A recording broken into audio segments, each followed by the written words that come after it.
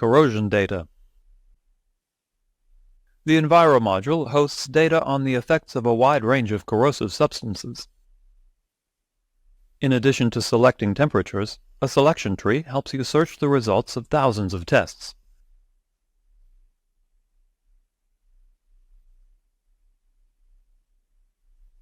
In this example, we see the effects of hydrochloric acid on a popular stainless steel.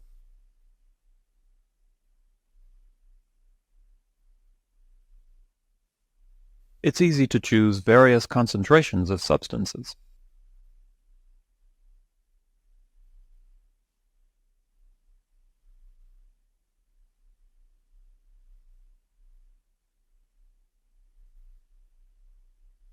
It's also possible to search the data by corrosion rate or resistance.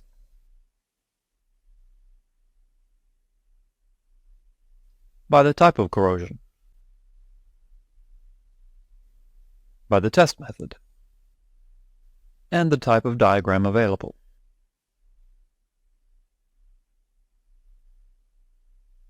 For instance, we can quickly find an isocorrosion diagram for acetic acid on this stainless steel.